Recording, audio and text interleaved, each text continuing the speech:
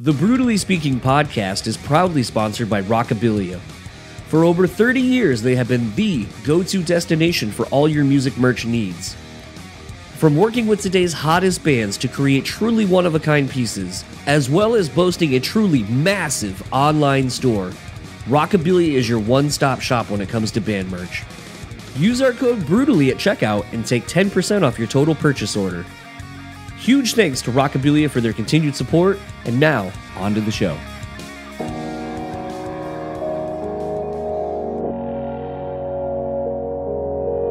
People say you have to have a lot of passion for what you're doing. This rings true because it's so hard that if you don't, any rational person would give up.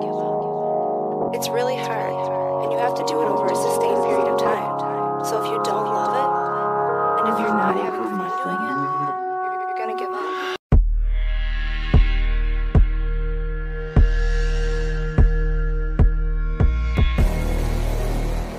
What's up, everybody? Welcome back to another episode of the Brutally Speaking podcast. I am your host, John, and this episode's guest is the returning Ray Hawthorne. You know him as the vocalist of North Kingsley. Unfortunately, that is what we are not here to discuss.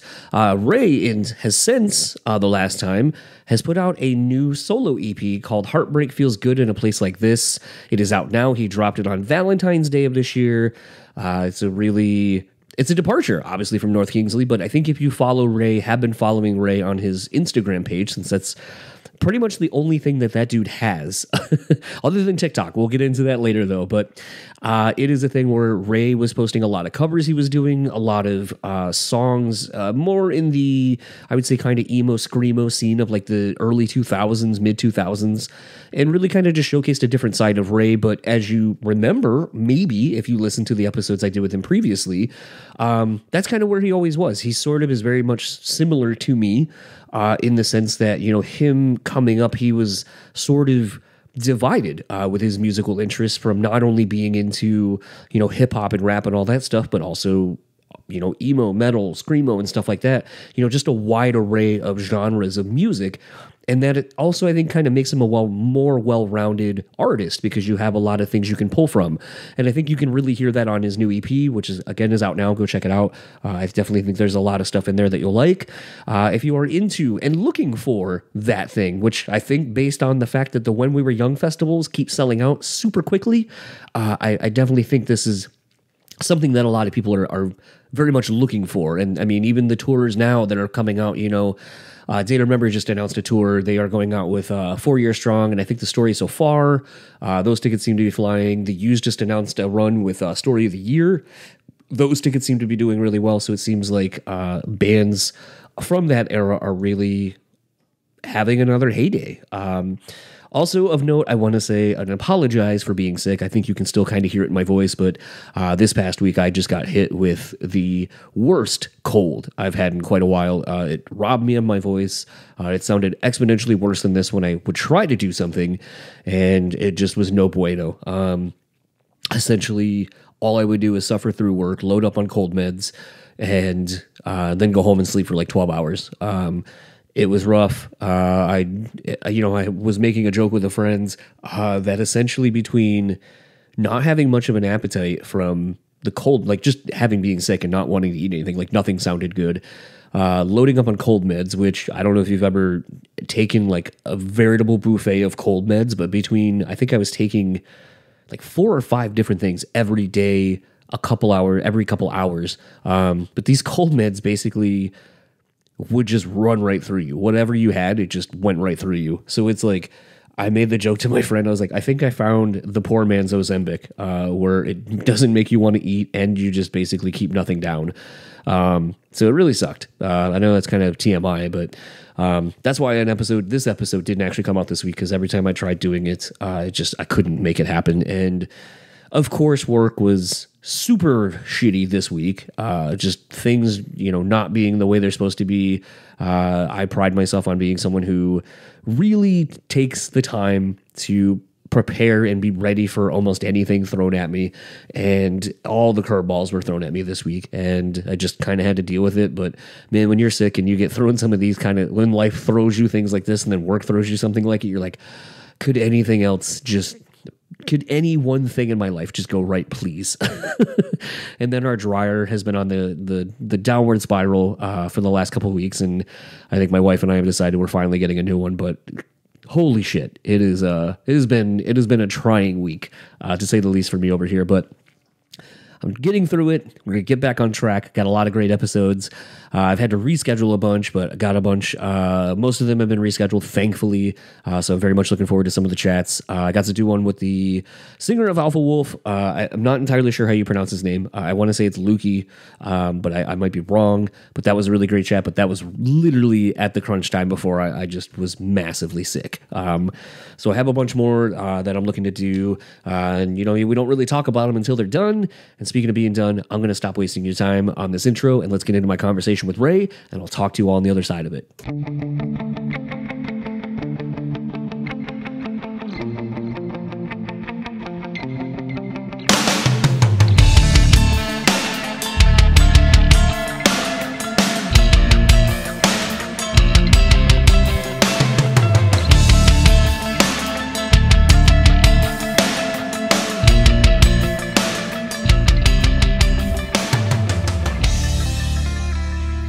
So, first thoughts upon seeing the new music video is I was like, you took the whole haters are going to say it shopped to the next level and kept the joke running.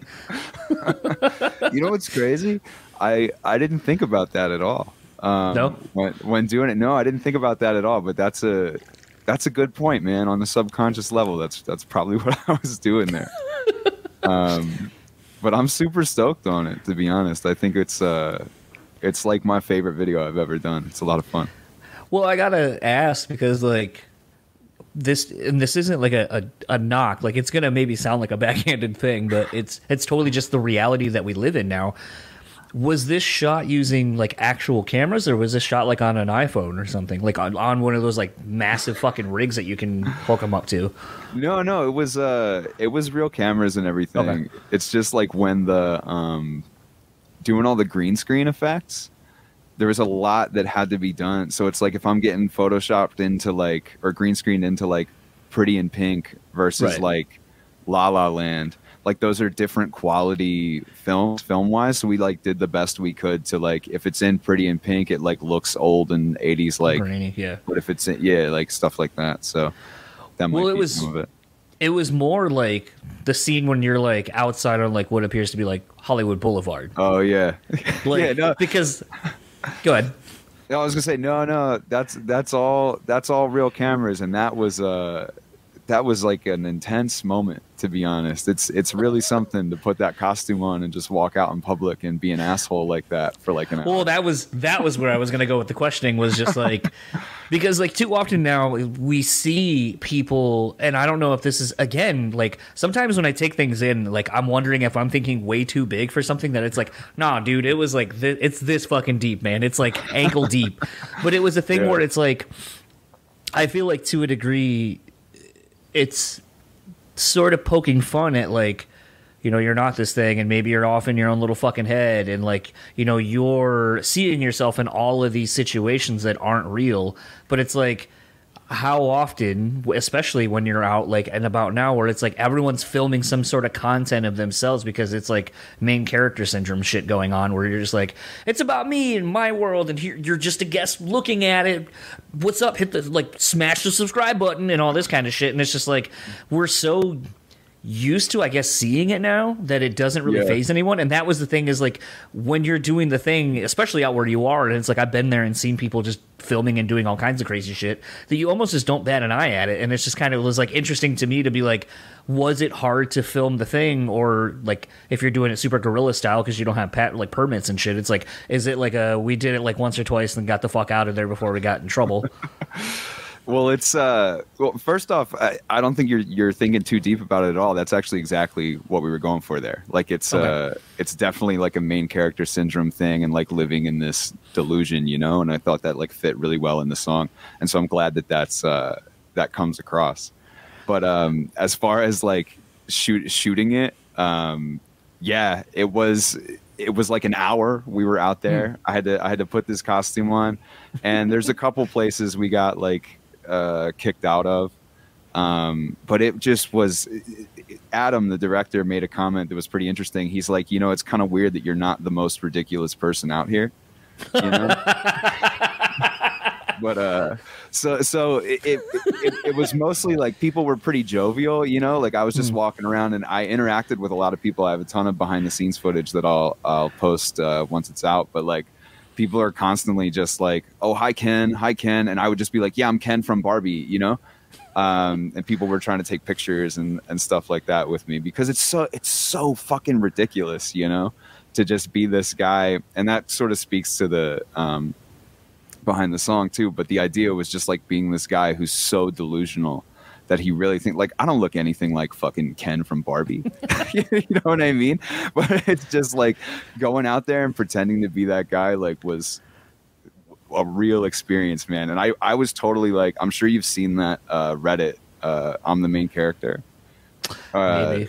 So yeah, there's a subreddit called I'm the main character, and it's a lot of people will post like people doing dances on planes and shit, and like and people just like doing all this weird stuff in public. And I was just like paranoid the whole time that I was doing it. I was like, I'm gonna go home and I'm gonna be on I'm the main character subreddit, like someone's gonna post me looking like an asshole, because people were filming constantly. People were filming constantly what we were doing, because I'm just like dancing up and down Hollywood Boulevard. I'm falling over. Like there's the shot of me falling. We did that a few times. So it's like I fell over and then I'm just laying on the ground for like 2 full minutes. No one came to help me or anything. I'm just like laying on this grate on the ground for like 2 minutes. I don't know, man. It was an event. I thought I was ready to do it because Adam was like, "Are you sure you're cool with doing this?" And I was like, "Yeah, it'll be fun." But like once I had the costume on and hit Hollywood Boulevard, I was like, "Oh fuck, man, this is embarrassing." You know? Well, I almost like oddly, I would almost feel like it sort of would be easier to do it because it's clearly not you. Oh yeah. Like you could hide, you could kind of like get into it and be more a performative thing where you're like, I know I'm a fucking asshole. Like that's kind of the point. Yeah. Well, it was. It's definitely like sort of like if you're wearing a mask, you know, like you can do all kinds of crazy shit. So like, I definitely got into it really quick and started, you know, being as wild as I could. But it still was just like seeing the amount of people filming me and just interacting with all the, because I talked to so many people while we were out there. It was just like a weird experience. And like we went for an hour. So when we cut the video together, there was actually a problem with like the hard drive mounting, Adam's hard drive mounting. So we cut the whole video together and then tried to render it out and export it, and the whole thing crashed and the hard drive wouldn't mount again. And he was like, dude, like I still have the footage on the camera, but the hard drive won't mount. And I'm just thinking in the back of my head, like, fuck, like I don't want to go back down to Hollywood Boulevard and reshoot this thing. But luckily it all worked out. We didn't have to do that. But that was my main concern, was having to do it again, you know? I just had that happen the other day with a chat I did with the See You Next Tuesday guys at the venue. And so I brought my hard drive, saved it and all that stuff. And then when I was like finishing up, like making the graphics for everything, my hard drive did something weird, and it's like I opened the folder where everything should be and it was just all gone. And I was like, what the fuck? Man. Where did it go? Like I still have a hard drive that should have like half of the terabytes worth of, like I think a terabyte or a 2 terabyte hard drive. I should have like a full half of it that I could access, but for whatever reason the plug to like plug it into the hard drive to then go to the like USB like part of your computer. Yeah. You have to like hold that thing into the hard drive for it to like even register. So that thing's like toast. So it's like the only thing that sucks is like if I want to go back and find like all the things that I have from in there, like parts I clipped out of episodes or whatever, it's like it's a real pain in the ass for me to get in there and go do that. Yeah, that sounds brutal. Yeah. So I feel like, sort of indirectly, I feel like you've been teasing this project for quite a while, because you would do all these covers, and everyone, I'm sure, was probably like, why are you doing all these like random like covers of stuff that's like not North Kingsley stuff at all? Yeah. But it seems like it was sort of laying either for yourself to just kind of get used to singing a different style of music, maybe that you weren't comfortable with, like outwardly. Well, I think it was. So I've had most of this EP, I've had it recorded and ready for like probably about a year now. And so, yeah, you're right. It wasn't necessarily that I was uncomfortable singing that way, because like this is the kind of music that I've always done and wanted to do. You know, like North Kingsley was pretty much a departure from what I grew up doing. I was more worried that when it came time to finally put this out, that anyone who gave a shit about who I am like knows me from North Kingsley, and they're just gonna be like, I thought this guy just rapped, you know. And like it's such a different thing, you know. So once I started posting those covers and stuff, and a lot of them were you know, similar, like shit from like 2005, you know, because that's just the stuff that, you know, I'm just trying to do shit I liked in high school. I just sort of wanted to gauge the reaction to what people thought about me singing. And it's interesting because so there's a full North Kingsley album that we did, and it's ready to go and everything. And there's actually a lot of singing on that. And I wasn't sure what was going to come out first, like this or the North Kingsley album. So both was just sort of like, with posting those covers, it really was just me trying to like dip my toe in and what people's reaction was to me not just being a rapper, you know? It's funny because I feel like when we would do our conversations previous, like the other two times, I feel like it's funny because like I more identified with the fact that like with it being more of a Shabo vehicle, the way it's kind of presented in media and all this kind of stuff, that it's like, oh, it's not maybe what everyone thinks it's going to be, which is interesting. And so for me, it was like kind of a cool vehicle to be like, okay, now let me get to talk about this other side of music that I really fuck with, that like I don't really get to share on here, because it's for sure. I'm predominantly the metal hardcore, you know, guy. I don't really get to talk about rap hip hop. Yeah. And then now it's almost like there's this conflict of character of sorts, where it's like you kind of had the opposite thing where you're like, oh, I'm known as the rap guy, even though this is also something I'm really, really into, and it was a big influential part of my musical upbringing. So I feel like it's kind of interesting to have this conversation now, where it's kind of like things are flipped again, where it's like, you know, you're showcasing a different side of you, and meanwhile I'm literally like, was talking with a friend today about the new Kanye record that came out, and then we were I can't wait to talk about that. I was talking about how Offset's coming here, and I'm like, yeah, I just found Offset's publicist. I think I'm just gonna really spend some time honing like a really good worded email and see if I can get Offset like when he's here in town. That'll be awesome.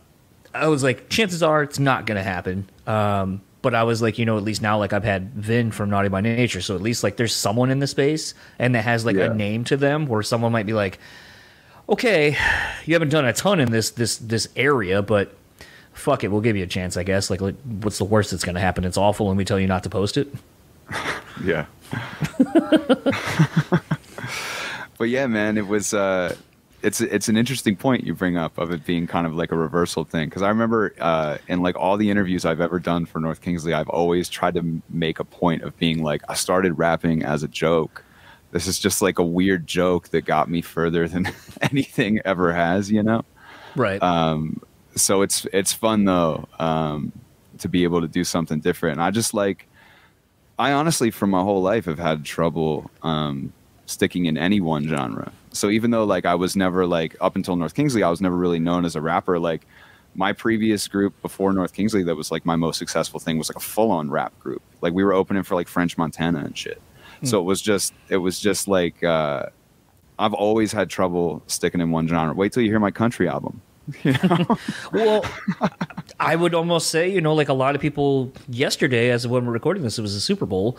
A lot of people, it's funny, I keep seeing this happen with the same person, and I'm always like, how are you that surprised? But, you know, I think a lot of people are looking at what Post Malone's been doing and kind of the transformation of who he is as an artist. Yeah. And I think it really started back during the COVID with the Nirvana tribute set. And really kind of people being like, well, fuck, he can play guitar and he can actually sing instead of like rapping or whatever. Like he kind of can do and exist in this other space musically than I would have put him in. And now you're seeing a lot more blurring of genres like that with like Jelly Roll, who kind of is country, but he's not. He's sort of rap, but he's not. He sings. Yeah, I remember not Jelly entirely. Roll as a rapper, like with Yellow Right. Wolf from a long Yeah. time ago. Yeah. Yeah.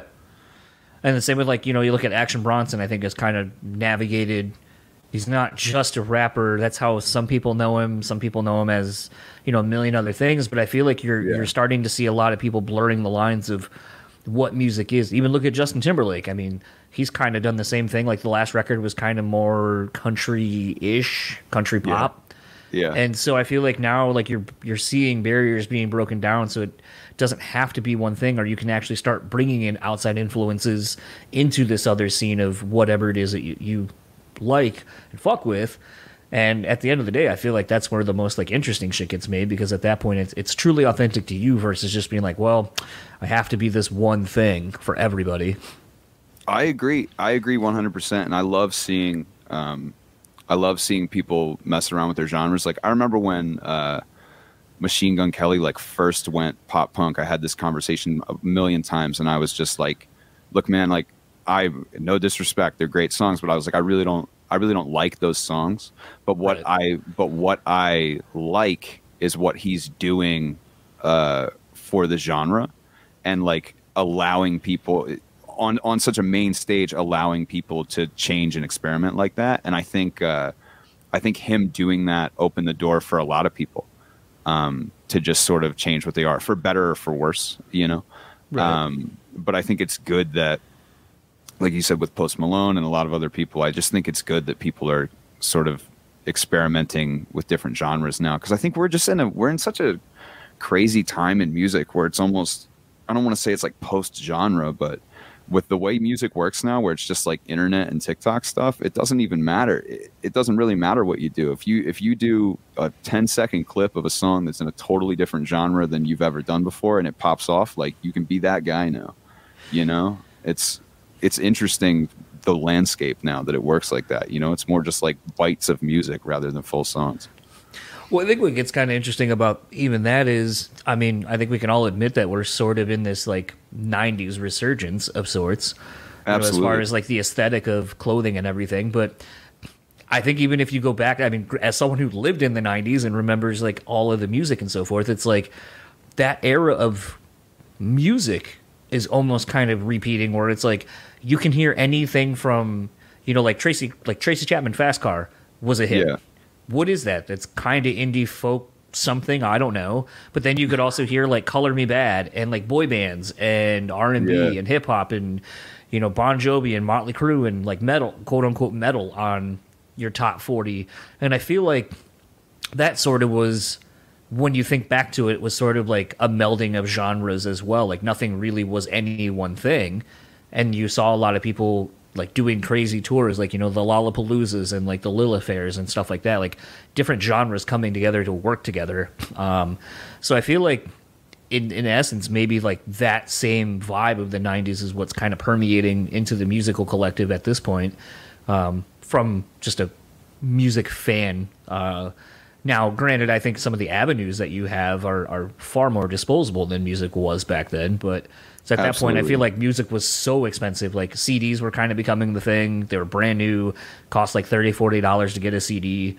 Yeah. Tapes, were kind of finite. Like you could only listen to them a handful of times before they started stretching and warping and sounding awful. But I don't know. It's interesting to just kind of be a fan of music and seeing how everything's going. Like it feels like at times it's reverting back to, the 40s, 50s, and sort of the 60s, where it's like a single can take you however far you want it to go, like a half a year off of a single and a B-side. Oh yeah, people are getting signed off singles now. It's just what it is. Like even so, like me throughout the whole year, I'm sure it's out by the time that this is posted, but like I have a 5-song EP coming out on Wednesday, and that's the only. I barely even wanted to do that. I just sort of wanted there to be like a collection. You know what I mean? I just sort of wanted there to be a collection of music, because otherwise throughout the rest of the year, I'm just going to drop singles. Like I'm just going to do a ton of singles, because it's just, people don't have the attention span anymore. Those are just the things that work. If you just keep putting out singles, you get more shots at people digging one, and then you just move on from there. Do you feel potentially with the sheer volume of stuff you were working on with North Kingsley, where it's like, yeah, I know we just put out this EP, but we have like 4 more already done and then the works and stuff like that. Like, did that maybe inform you of how you really wanted to not just be creating all the time, but then sitting on all this material and getting it out in a more timely manner?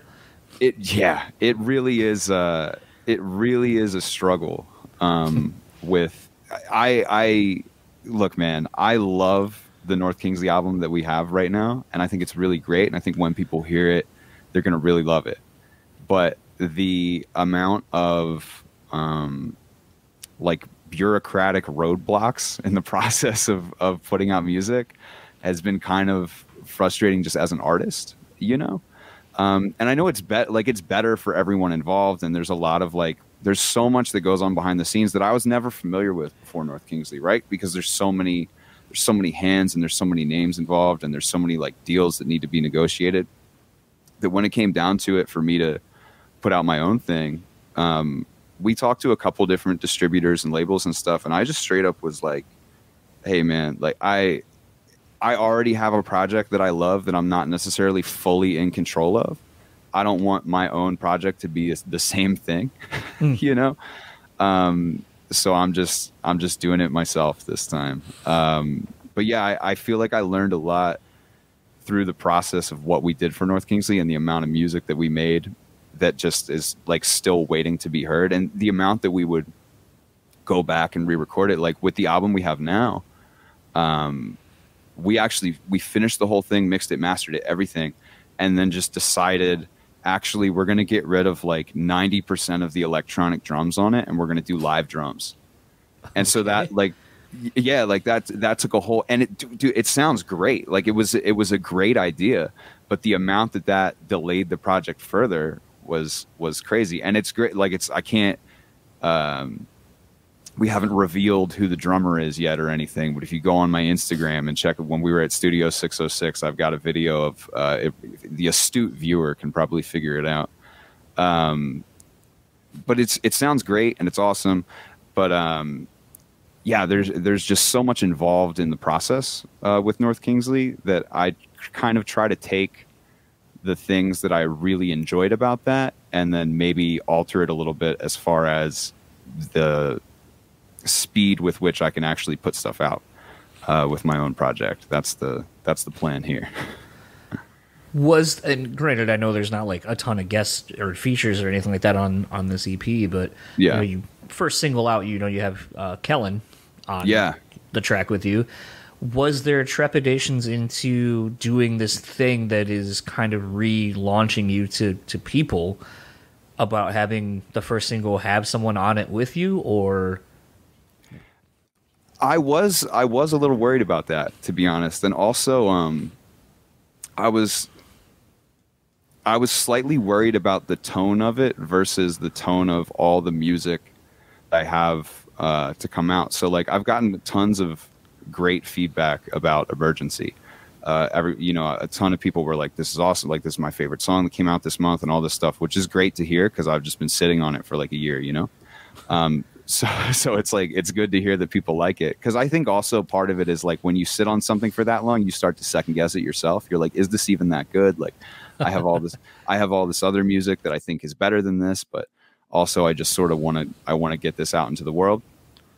But I think the idea, while I was a little hesitant just because of there being a feature of it and the sound of it being slightly different than the rest of the stuff that I necessarily have coming out, it's more of a post-hardcore sound, and most of the stuff that I have coming out isn't necessarily the most post-hardcore. Some of it is, some of it's not, Yeah. A lot of it's closer to this mix between pop punk and hardcore,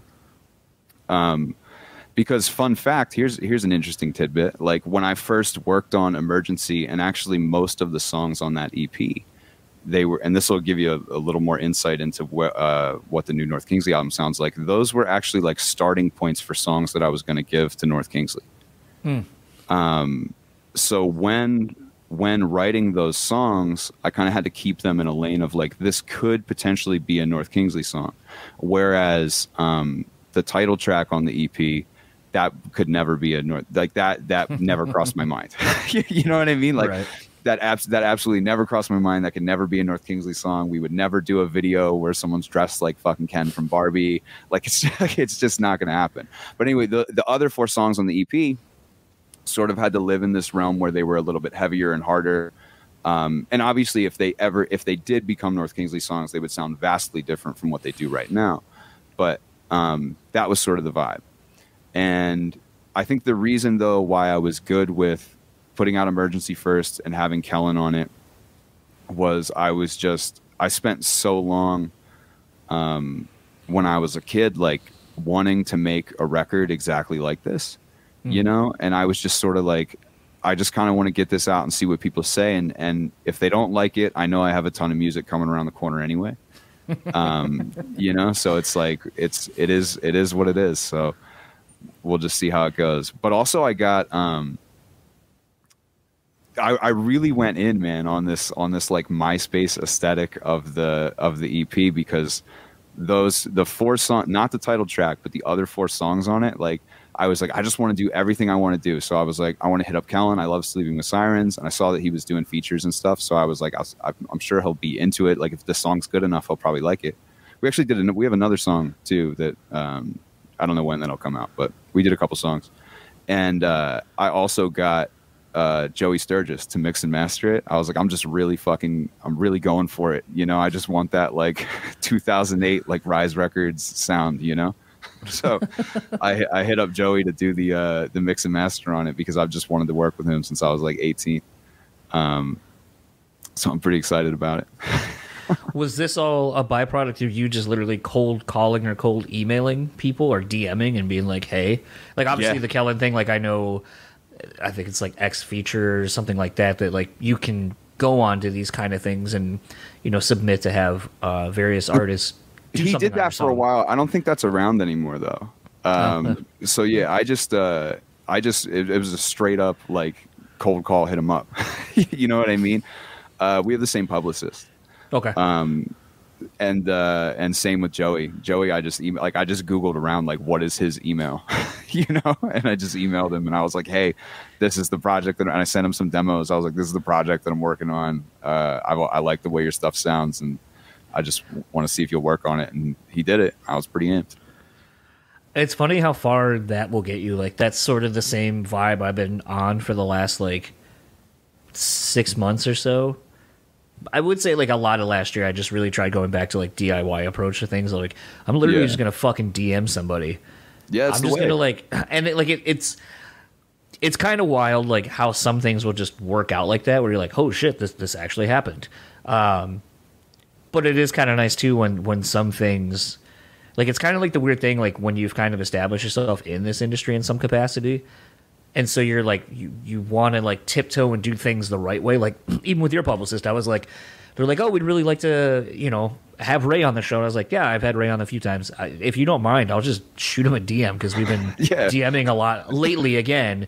I was like, and it'll just be, because I know all that's going to happen is potentially it'll get to you, and then you and I might be like, hey, yeah, like we're trying to figure this out, and then you and I will figure it out faster than getting one more person involved to go between the three of us. Absolutely. And then it's like, let's just cut out the middle person and get going. And thankfully, a lot of publicists are actually pretty all right with it as long as they're in the loop. Like, hey, I'm already making this a thing, so like if you don't care, I'll just do it myself. But it gets kind of nice, but it's also kind of hard when like sometimes you're like, why are people gatekeeping somebody? Like I've had literal conversations with someone saying, man, I'd love to do the show, and then like I'll see they're doing like a round of press. I'm like, hey, like, you know, so and so were just like, DMing the other day, and like, you know, they want to do it, and they're like, oh, they're not doing any press, and you're like, oh, okay. Like, I'm seeing them do press right now.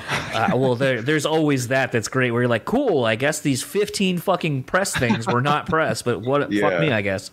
But it's like, I also wish people would just have like, don't lie to me. Just tell me like, hey, we're only doing limited press, and if we want it to be of a certain quote unquote value, your show just for whatever reason, no harm, no foul, but like, your show just isn't on the level of like what we're trying to do. Like we're trying to maximize the reach and the everything with doing a little bit, but it's gonna spread and go far. And so in that capacity, I totally understand it, but it's also one of those where it just kind of sucks when you're like, you feel limited because you're like, I mean, I could just fucking go around you and just send this person a DM, or I could contact someone I know who knows this person and go around you. And then you're just kind of like, at what point does your drive and determination outweigh you trying to be a professional and do things the way, quote unquote, they're supposed to be done? I agree with that. I agree with that more than you know, man. That's I know.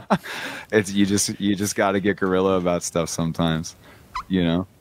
And I find the same in music. It's once things started going well with North Kingsley, I found myself where like I wasn't technically allowed to handle stuff directly, you know. Yep. And on some level, I still can't, at least pertaining to North Kingsley stuff. Like I still can't, you know, because I'm like contracted left, right, and sideways through the whole thing. And it's just like a frustrating feeling to not be able to handle stuff on your own, you know? Was there, and you don't have to get into this if you don't want to, but I think it's an interesting thing to go through, because I feel like it's the side of being a creative that like maybe we don't really, I know I don't really discuss a whole lot on here. It's just almost like the struggles of, you know, anyone who's a creative wants to just create. They want to put out something. They want to, the thing that makes them feel good, or this thing that they couldn't articulate. And so music or this song or this whatever really meant something to them.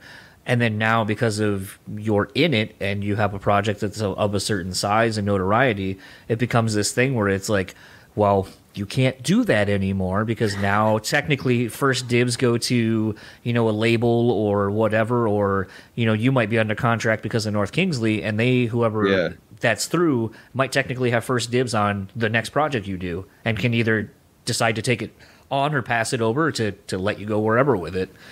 Yeah. But I feel like that's got to be really hard and frustrating to kind of navigate as a person, where you're like, well, I want to create something, but then if I do, then what? Because I feel like I'm stuck that it has to go somewhere, and maybe I just want to do this for fun, and I don't have any grandiose expectations of it, like going, you know, gold or something in 2 years. Like, this is just something I wanted to do for fun, and I can't even do that now.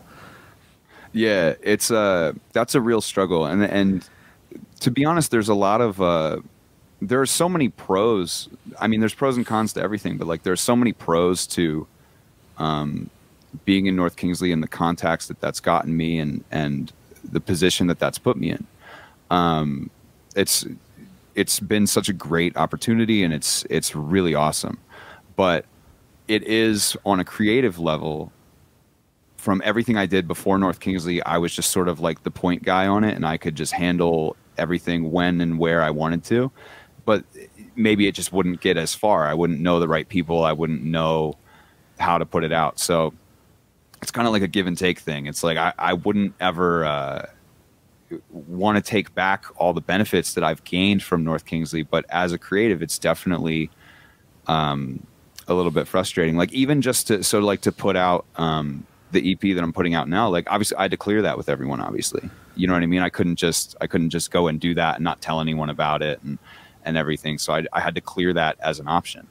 And like I said, for a long time, I didn't know when it was going to come out or what it was going to, you know, what we were going to do with it or how it was going to come out. I just knew that I wanted to make it. And that's even speaking to that drive of being creative and just kind of doing whatever you wanted to do. Like I just started making these songs and following through with them because I was just like, I just need to do this as an outlet. You know, I just kind of want something that I can at least, feel like I have control of, you know? Right. I mean, I honestly feel like you couldn't have really been partnered with a better person than Shabo to kind of navigate that in and of itself. Like, is that someone who leaned on to kind of traverse like the shitty waters of like, well, I'm tied to you in this thing now, and while it's great, now it's also like kind of stunting my own creative output. How do you traverse this? I mean, it's not, but I'm just like, making a joke of it. Not that anything, but he is, like he is the perfect person to understand that. You know what I mean? Because think about the size of System of a Down, and think about like it's not like System of a Down is a one person thing. I mean, there's so many hands involved in that, and so many people and so many things that need to get approved. So he understands 100% how frustrating it could be, and how hard these things can be sometimes, because, you know, like, I'm sure there are things, you know, even with System of a Down, that he wishes would go certain ways that maybe they don't. But like, there's a ton of people involved. So he's been great as far as helping me through it and getting me in touch with the right people. The dude is, I know it's like corny, but the dude is like family to me. You know what I mean? Like, I wouldn't be anywhere near where I am now without his help. And I like that. You know, it's cool, especially growing up. You know, I've told him this a bunch of times, but it's like, I went to go see System so many times from like the back of a fucking stadium. So it's like, it's pretty crazy to be able to hang out with him and talk to him and talk to him like a brother, and stand side stage while they're playing fucking Chop Suey. You know what I mean? Like, it's a weird full circle moment, you know?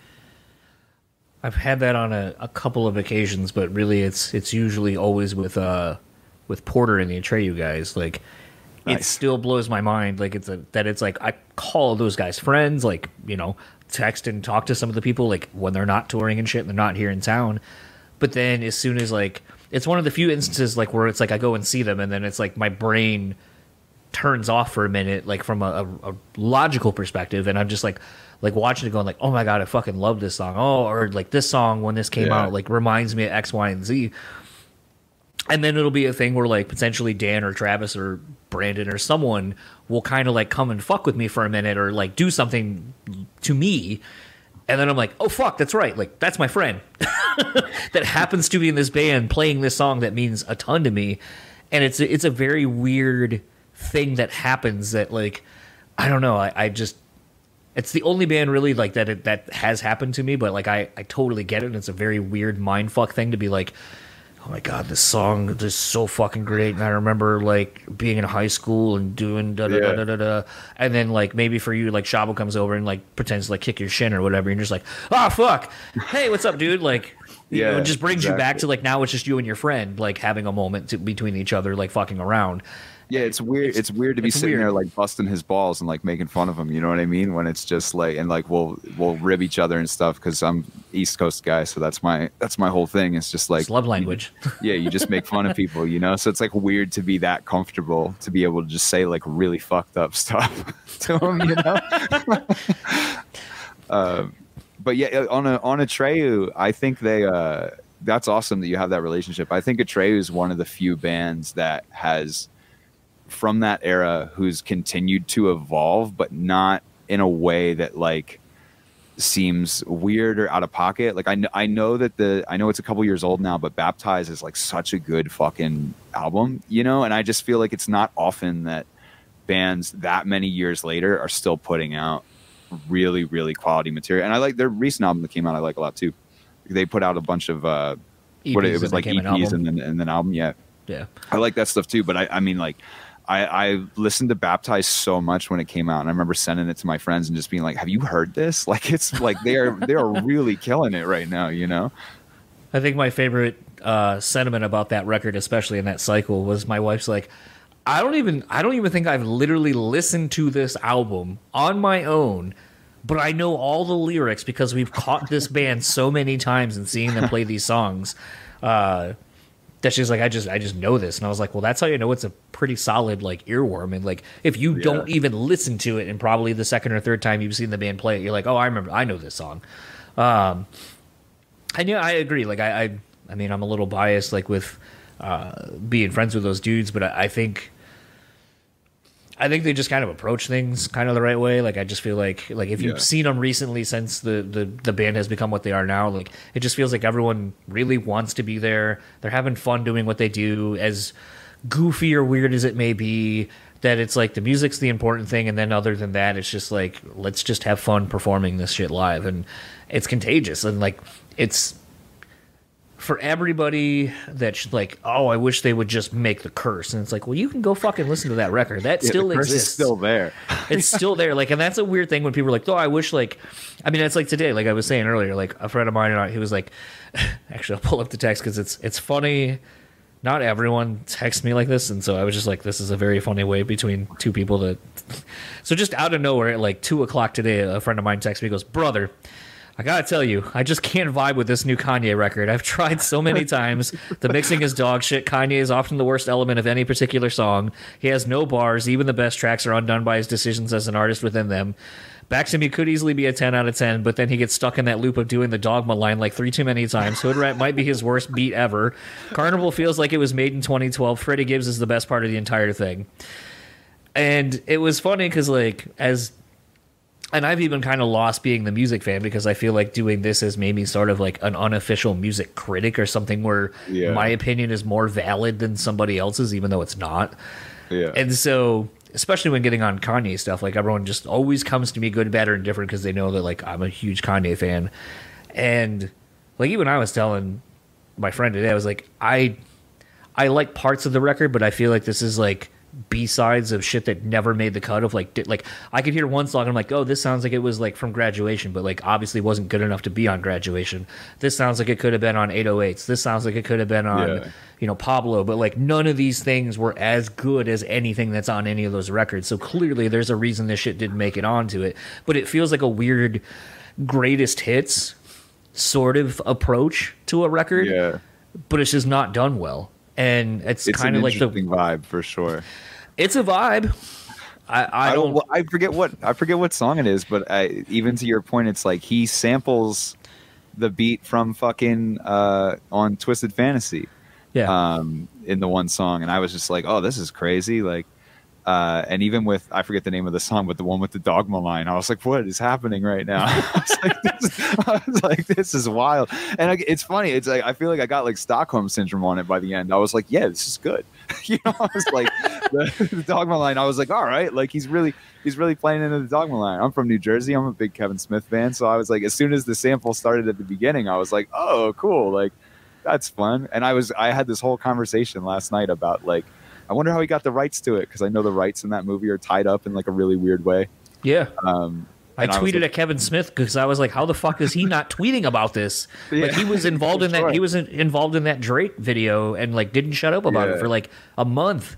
So I'm like, how are you like involved in a fucking Kanye West thing and you're not like hopping all over it to like be like, hey, I guess we're on this Kanye West doctor. Well, he doesn't have the rights to Dogma anymore. He's been trying to get the rights back to Dogma for years.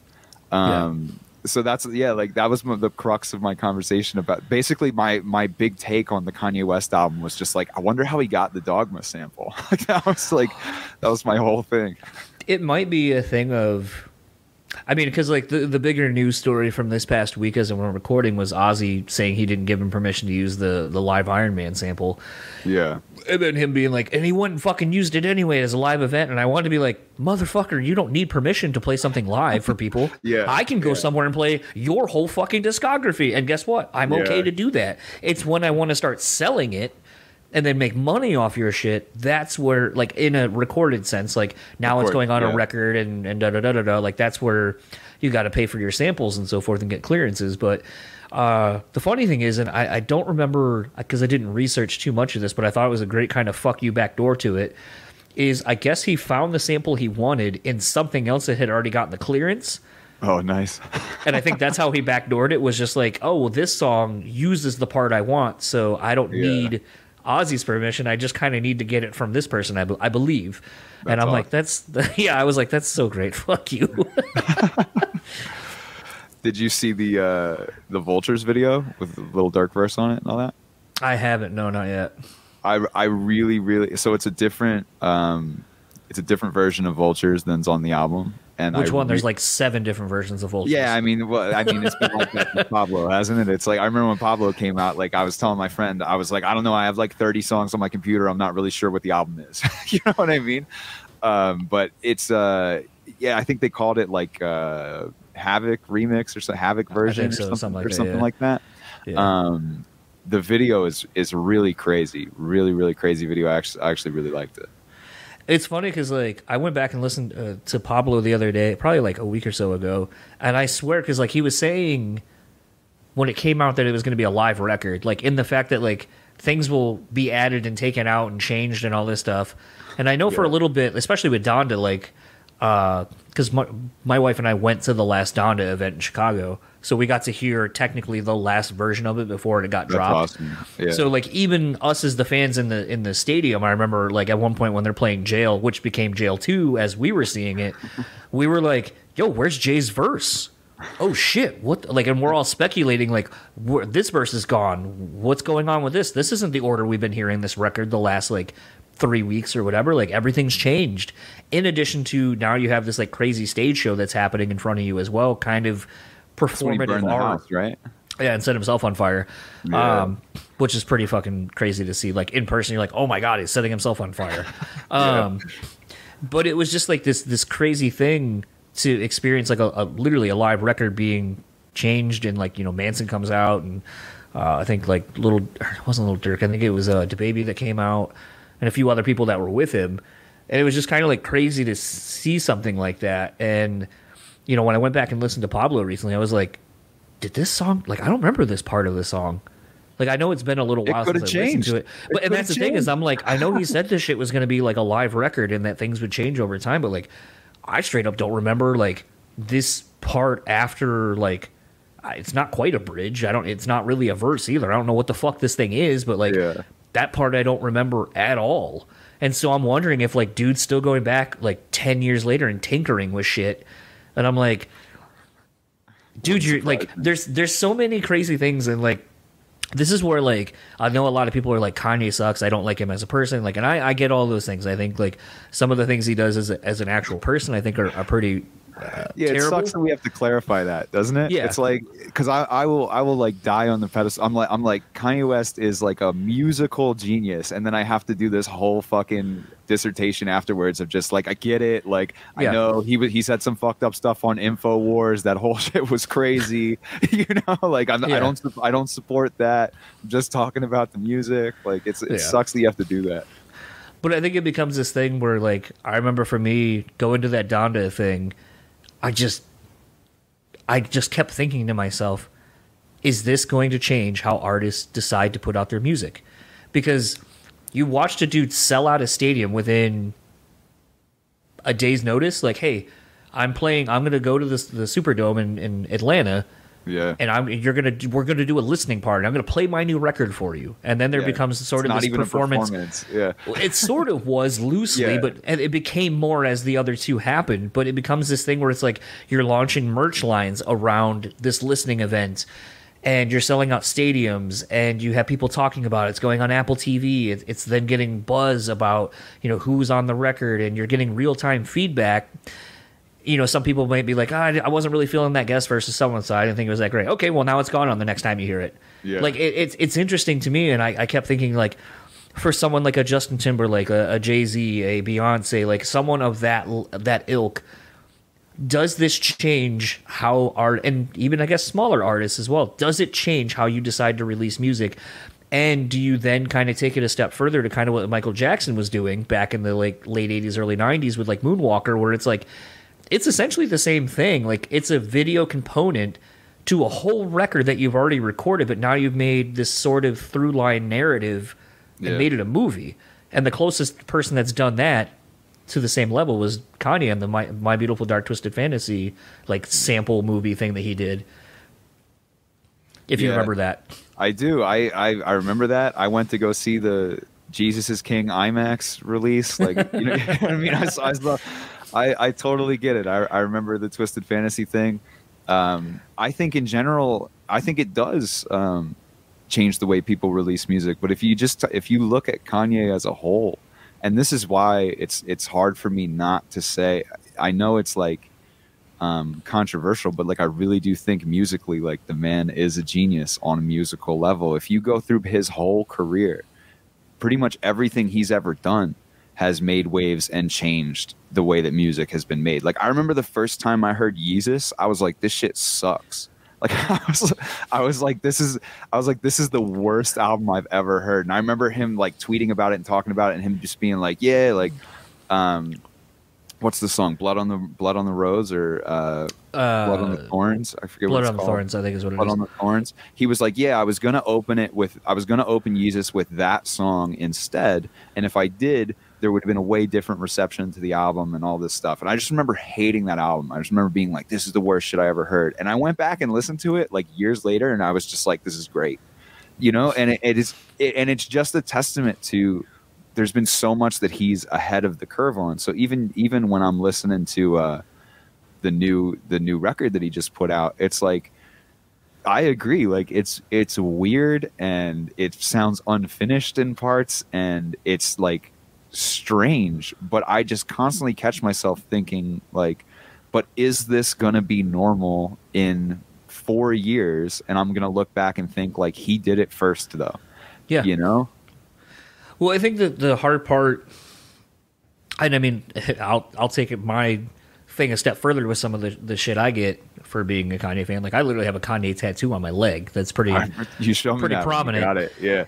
And it's a thing where like I remember some people were like, because that was sort of the beginning where he became very polarizing, and people were like, you're really going to regret that at some point. I was like, no, because the sentiment of why I got it, especially that era, like the wasn't 808s, it was more of the graduation era of Kanye, where I was like, Gone was kind of the I'm trying to make it of like college dropout, late registration, but this was kind of like I fucking did it and I did it my way.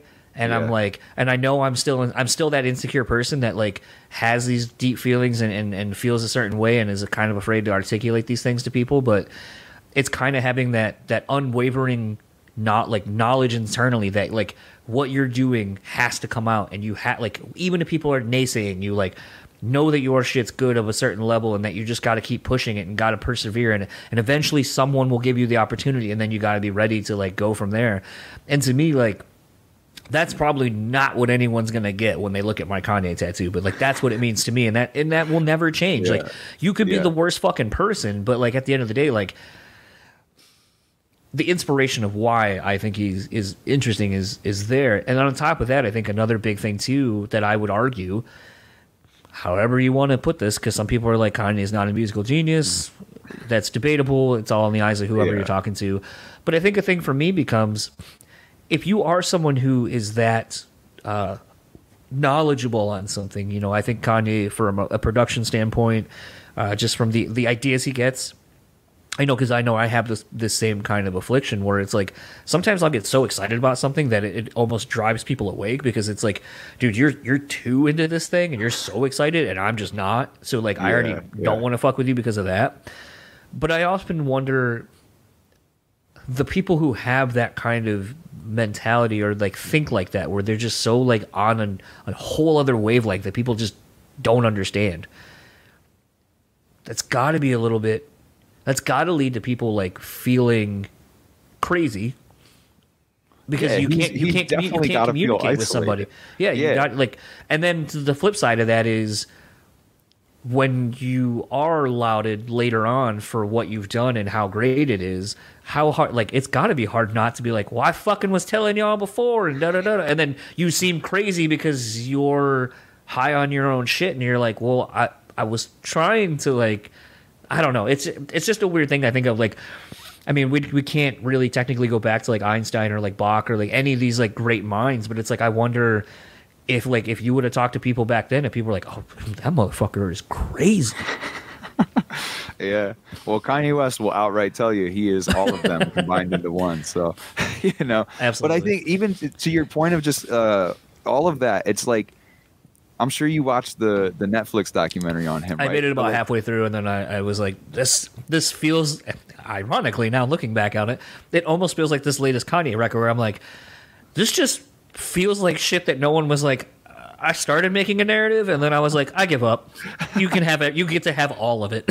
But it's so, yeah, that's definitely what happened. But like, I'm hopefully you saw the part where he's just like walking around various labels with a recording of All Falls Down. Yeah, and just being like, this song is fucking great. Like, this is a hit song, and people are just like not even giving him the time of day. And it's it's the craziest thing to see, because we in the future, we know All Falls Down and we know how good of a song that is. So like to see people just completely dismissing him has to be crazy. So to your point of him getting to the point where he's like, yeah, I've been fucking telling you I am the best. Like we've got video proof of him walking around with platinum records and people just being like, nah, this is kind of bullshit. Like you're just a producer, you know? Right. It's so weird and it's strangely motivating, you know? I had heard that part of the movie or documentary as to why everyone was like just so not giving a shit is because it's like by the time they were filming that of him doing that, he had already done that like with that same song like just 10 times. Like it would be like, oh, I added this thing, or I got like the female backing vocalist on this versus it just being a scratch track with me. And then he would redo that. And like at least that's what I heard, is that he like someone was like, it's not that we didn't like it or that we didn't understand it was a good song. That's just like the 15th time he's done that week to us. And so, like, of course, we're not going to have a reaction. I mean, just from thinking about what he did with Pablo, it's like I totally believe that he would come in 15 different times and just be like, "Do you understand? I changed the snare here. I put a new snare sample in. This is now." Do you understand? We decided to put live drums on this, and that's why you're not going to hear it for another 8 months. Exactly. Absolutely. Yeah, I don't know. I'm interested to see what kind of comes of this, because I feel like obviously with it being tagged Vultures 1, then there's got to be more coming. But the other thing I was telling might not be though. He could have just. I mean, you know, I think the thing for me is, you know, I was making this comment to my friend earlier that I was sharing the text with you, but I think the problem with hip hop right now to me is that like you look at someone like Drake or like Beyond. I guess more so Drake's kind of the worst at this. But it's like by the time Drake puts out a record, there's like 22 to 25 tracks. Half of it you've already heard and overplayed from like the year before, or a year and a half before. And it's like, I understand like the point of like, okay, we loaded it full of quote unquote hits, but it's like, dude, just drop like a single or an EP. Like after you get to 5, just drop a fucking mixtape of it or whatever. And then the newer shit becomes its own thing. And like that becomes the timestamp of like whenever those songs were done and made. But I feel like, ironically, I feel like that's the one thing that like kind of rock and metal has kind of got going for right now, is I feel like a lot of people are either deciding to, like you look at a band like Whitechapel or Joffrey Cowboy, you know, dropping their newest stuff, and it's like concept records, and it's like a full record. Like you have to listen to the full record, especially the new Joffrey Cowboy is sort of a continuation of their last record from fucking 14 years ago or 11 years ago or whatever. Like they found a way to do that, and to me, like that's interesting. Like, do something cool and creative like that. Now, if Joffrey Cowboy came out after not being around or not dropping any songs for a decade plus, and then all of a sudden like, here's 25 songs, I'd be like, man, go fuck yourself. I'm not going through all that. Like, I just don't have that kind of patience or time. Yeah. And I feel like at least like this genre finally has like changed and been like, we're going to be more singles, EPs, and then either after it hits a certain point, hey, by the way, that's now the record. When you're getting like the last little like 4 or 5 songs. But I don't know. I just feel like the industry is like kind of changing so quickly with everything that it's like you see what works for somebody and you're like, I just don't know if that works for everybody or if it will work beyond that one person. Yeah. Like I remember being really excited for the new Beartooth album to come out. And so I was listening to all the singles, and it's like Riptide like came out like a fucking year before that album, and then like, and in the lead up to it, there was probably like 6 of those songs were already released. So I remember when the day came that the album came out, like I was out on a run and I was like, I'm gonna listen to the new Beartooth album, and like the first song starts and it's great. It's called The Surface and it's good. And then the next like 5 or 6 songs, I knew them all already, and so I was just like, oh, okay. And then I listened to the rest of it. But it's like now, right now, it's different because like I know all the songs and like it's like a fun album to listen to. But in that moment, I remember feeling like, well, I know all of the. Even I remember thinking like, even if you just sequenced them different, like do the new song and then do Riptide and then put a different an unreleased song and then do another one. Like, but it was just the fact that they were all in a row. I was like, oh man, that's kind of disappointing. I don't know. It's always funny because like I get so much music ahead of time, either like through someone sending me like you, like I know you didn't know the publicist sent me the album already, but it's funny like how many times that happens, and then I'm just like, okay, and then I completely like when the thing finally comes out, I'm like, man, why is everyone all pumped on this thing? And I'm like, oh wait, I forgot. It's actually coming out for the first time for you. I've just been lucky to have it for like 2 to 3 months, and I'm already moved on beyond it because like that was a moment when I got it and it was brand new and I was excited. Versus now where I'm like, I'm on to like the next new things that I haven't sitting in my emails. But no, Beartooth's been funny for me lately. I love that. Caleb finally got healthy, but I also think it's very funny that he just never wears a shirt now. Isn't that crazy? It's like exactly what Alex from Atreyu did. Like Alex got in shape, and then the next thing you know, like he never wore a shirt. Yeah, it's what the like might love myself video is just him dancing around like no shirt on the whole time. Like there's like nothing else to it, you know. But I remember thinking about like when Riptide came out. I remember liking it because I thought it was a good like. A lot of times people will put out like sober records and they're kind of like preachy or like not that good. I remember hearing Riptide and like not even knowing it was a sober record until I heard more about the song, and I was like, that's good because I liked that song a lot. So I think it's a good way to go about it, you know.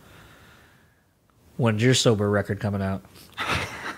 Emergency is a sober record. It totally is. Yeah, it really is. I am almost 7 years fully sober at this point on May 5th. May 5th. It's been so long since I've been sober that I forget whether or not May 5th was the last day I got high or the first day that I was sober. I don't remember, but I know that it's either the last day I got high or the first day I was sober. I don't know. But yeah, fully sober 7 years, and I was always like really I never really wanted to talk about it, like especially with North Kingsley and stuff, because my main thing was like I don't want to be like fucking Macklemore, you know, like I don't want to be a guy who's out here just like being preachy about being sober and stuff. So I like tell my friends all the time, I'm like, look, it's cool. Like you want to get high or whatever, like it doesn't bother me. I'm just not going to do it, you know? And I say all the time, cause I'm like, you don't understand. Like getting high is like my favorite thing in the world. Like, that's why I can't do it. So like, I totally understand why you want to do that right now. Like I'm never going to knock someone for doing it, you know? See, I feel like going back to Kevin Smith for a minute, although now he's sober now, which is kind of weird, but it's been interesting to traverse my life because like I was always the kid that played sports and was into music, and you know, playing sports, it's like smoking or doing anything like was kind of a detriment. So you're just like, I'm not doing that. And then it was like getting out of like moving out. It's like, okay, now I'm broke and can't afford to do any of that, and I don't have any experience with any of that shit. So like that's whatever. And like I was telling someone recently, I was like, man, I feel like, and this is, you know, I respect people who are sober, obviously. I think if it's something that you come to the conclusion that it doesn't work for you, like, that makes all the sense in the world. You got to do what works for you. I think it's funny that it's like, as I've gotten older, probably in the last, like, 6-7 years, basically since doing this podcast, really, it's like, I don't really want to drink that often, although, like, as I'm sitting here slamming, like, a seltzery thing, that it's like, I don't necessarily usually want to drink a whole lot. Like now, like edibles and shit are like my thing, but it also is because it helps me sleep. Nice. So a lot of times it'll be like, all right, like it's like 9 o'clock, pop one of these like edible things by like 10, I'll be good to go to bed, and then I sleep through the whole night. And then now I start relating to like podcasts with comedians, like where someone's like, man, you're getting old.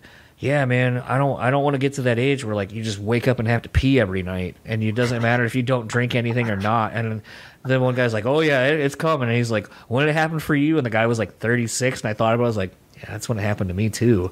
Like I'll stop drinking anything at like 7 o'clock, and I swear at like 3 o'clock I'm still getting up to pee, and I'm like, I'm this getting sucks. there these days.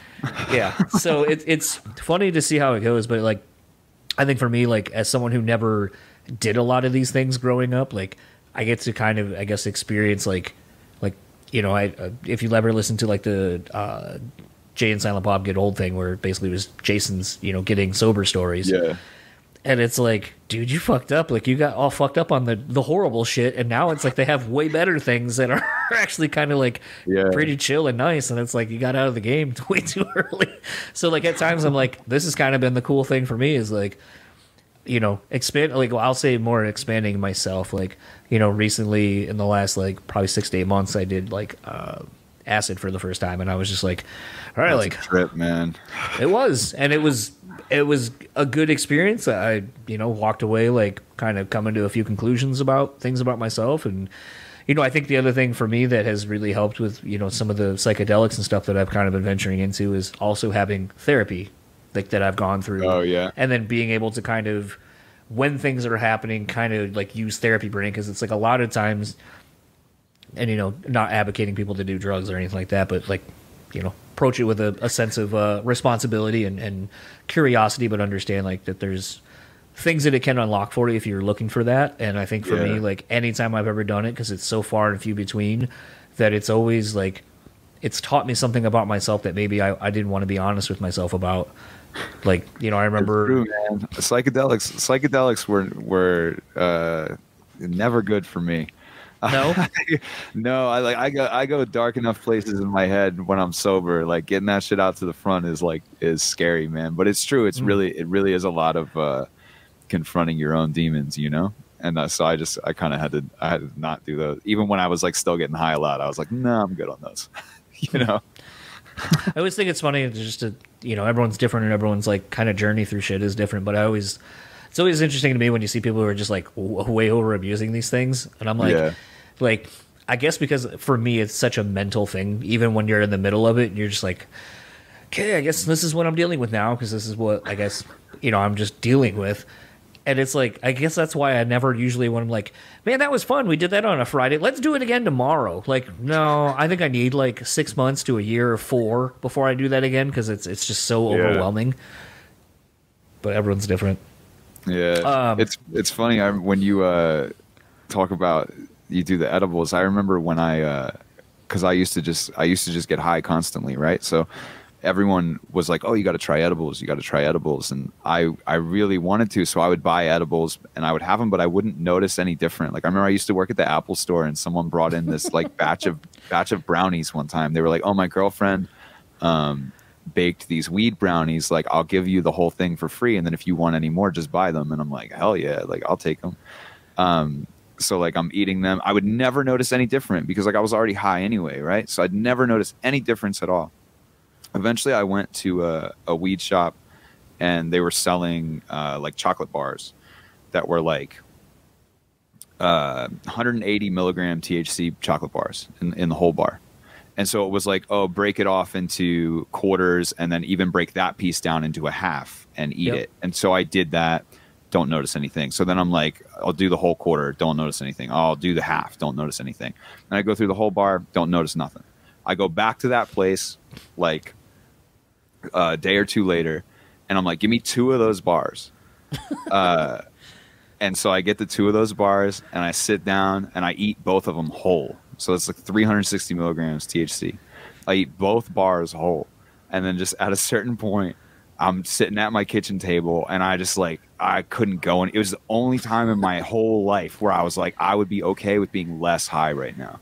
Like, I was like, it totally rocked me, and I couldn't move. Like, I just had a laptop in front of me, and I opened up the laptop. It was like my friend Bruce's laptop, and I had put a movie on. There's this like old indie movie about time travel I really like called Primer. I don't know if you've ever heard of it. I had put a copy of Primer on his laptop, and I just like sat at my kitchen table and watched Primer on his laptop, because I was like, I can't move anywhere, I can't go anywhere, and I just like never did them again. So I have had one edible experience, but that's the only one, and it was like intense. I think like it's funny like to see, I guess like anything, like you build up a tolerance to things, but now I'm at a point where it's like I can take 20 milligrams, and like I'm like, all right, like only a little bit of it, I'm like, boy, I'm fucking cooked right now. But like that feeling only lasts for like maybe 20 minutes, and then it's like, all right, now I'm back to like feeling normal. But I have like ones that are like 50s, and I'm like, god damn, that shit would probably just make you sit there and be like, huh. Like I remember my wife's cousin gave me edibles, cornbread, and I ate one day, and it like didn't do shit, and I was like, all right, whatever. Tried another one before I went to bed like the next day, And that thing just fucking put me in the couch, like to where I was like just leaning on the couch and was like, I can't even move. And like thankfully I think I was watching Adult Swim, and it was like retro Adult Swim, so it was like old like 2-ounce Mouse and like Aqua Teen and Harvey Birdman and stuff like that. Nice. And I remember just like being high as shit. I was like, I just want to go to bed. Like I've already watched all these shows from having them on DVDs like when these first came out. Like these just aren't even entertaining to me right now. Yeah. And then like that was like a thing where I was like, how do people just like, I had an epiphany somewhat recently where I was like, why do kids want to do this? Like what are you escaping from? Like at like 9 or 10, like when kids are like, oh, I started smoking when I was this age. I'm like, what the fuck are y'all running away from? Why do you need to feel like this? I feel like it's like, and I mean, it's not like I'm talking to like young kids, but I feel like they're barely even smoking weed that much anymore because it's so like normal. You know what I mean? I mean, clearly they're smoking weed, but not like in the way that it was when I was a kid, where it was like, oh, you got to do this thing, like it's really taboo. Like I just feel like it's not even taboo anymore. It's just like, this is just what we do, you know? The amount of like fucking grown ass adults that are just like, oh, I like going to a weed store now is like weird because it feels like you're just going to like a gas station to get like like, not that I've ever smoked cigarettes, but it feels like that, where it's like you just pass someone that's like 62 walking out with their little baggie full of whatever, and you're just like, all right, there we are, I guess. Yeah. I mean, it's kind of cool that it's been decriminalized, and I think we're even seeing that now with mushrooms, like where like different I don't want to call them distilleries, isn't the right word, dispensaries and so forth, they're kind of dipping into that now, and it's getting more regulated, which I think is interesting. So yeah, man, I think it should all be like, I think it should be legal, I think it should be decriminalized, all that stuff. Like just because I personally can't do it. You know what I'm saying? Like right. it takes over my life. I've tried to explain to people before, it's like, you know, like music is my favorite thing in the world. So imagine there's this substance that you take and then the music gets better. Like it's just like, that's all I'm going to want to do all the time. And then I had like a lot of drinking problems and stuff too. And I just had to cut it all, man. You would be more apt to drink when you were smoking? I would do so I would smoke all the time. So if it was like, I would drink like when my friends were drinking or we'd go out to a bar. So I was always like crossfaded like that if I got drunk. See, that always, smoking and weed in general makes me not want to drink at all. Like it just pushes it down. Well, actually, way better quit for me. Drinking. Yeah, I quit drinking before I quit getting high. And I don't know, probably maybe like 6 months before. I don't know. I don't have an exact date on that. But it was a while before I quit getting high that I quit drinking, mostly because I was just like tired of being hungover, and I didn't like. I would just like forget like what I did the night before. You know what I mean? Like I just really didn't like feeling like I didn't have control over myself like that. So I was luckily I was able to kick that, but I think it was just because I was also still getting high. Like I think if I try to kick everything at the same time, it would probably be a lot more difficult. Don't get me wrong, like it was difficult all around, but I think like tapering down like that probably helped me in the long run. Was it hard for you to create music? Like, did it feel like maybe there was a discovery of yourself? I was so worried about that. But to be honest, like at that point in my life, I was the kind of music that I was making. Like, imagine if North Kingsley was like way more experimental and like atonal and just like weird. And I would just tell people, I would be like, no, you don't understand. Like, if you get high and listen to this, like it's the best thing in the world.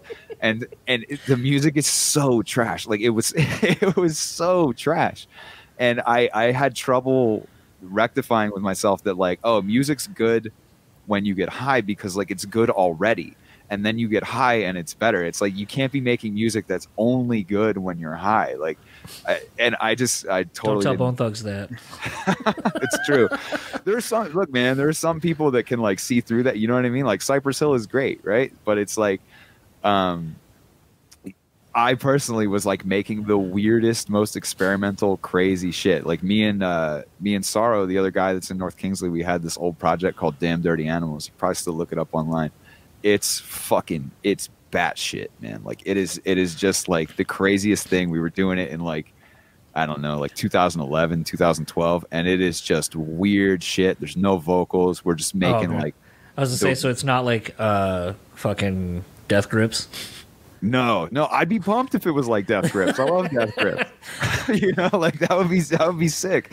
But no, it was just weird stuff. So I was worried about though my ability to make music if I stopped getting high, because it became like a crutch for me. It was like, oh, this is how I make music. This is what I do. This is how I get through it, you know? And I couldn't see, because I was in it, like I couldn't see the detriment that it actually was to the music that I was making. So after a while, it really helped. And yeah, I also remember specifically like Damn by Kendrick Lamar had just come out, and I was listening. I think it's DNA, the opening track, when it does that beat switch, and there's a sample where the guy's like, give me some ganja, ganja. And I just had to make this decision of like, do I still listen to this kind of music? Like, you know what I mean? Because I was just like, I was like really struggling. I was like a couple weeks sober, and I was really struggling, but like I love Kendrick Lamar. So I was like, fuck man, like, do I have to stop listening to Kendrick Lamar? Like, and I was like, no, like I'm just going to power through it and I'm going to do it. So I kept listening to all that. I was worried I wouldn't like cartoons anymore. I really like cartoons. And I was like, what if I don't like cartoons anymore, man? But you know, it's all still the same. It's all good. I'm just a little more present now, you know? Yeah, I think that's a thing for a lot of us. I think for me, ironically, sometimes doing these things, like, you know, when I took acid recently, that was something that it really kind of taught me, was to be more present. When I, you know, take edibles before I go to bed, it keeps me present versus letting my mind wander to wherever I want to take it to. And I think that's kind of like a weird thing where it kind of grounds you and centers you in a way. But I also understand that, like, that's not everyone's trip with it. So it's kind of interesting to see like how things affect people in completely different ways. Kind of like the last thing I wanted to ask before I let you go is you've not really been active much on what limited socials that you've been on. It seems like up until very, very recently, you had kind of been on a hiatus for, it seemed like, at least about a year. Yeah, I just stopped. I just really stopped doing Instagram. Because I was like, to be honest, doing the Haters Will Sage Photoshop thing was like a real time commitment. And I was just like, I don't want to keep doing this, because it would be like, I would like sit down and I would take an hour, or I would take a while, and I would just make like 60 of them or whatever, and then I would just go through that and do all them. And it was fun. Like, it's fun to joke around like that. I really didn't think about that with the music video, man. It's fun.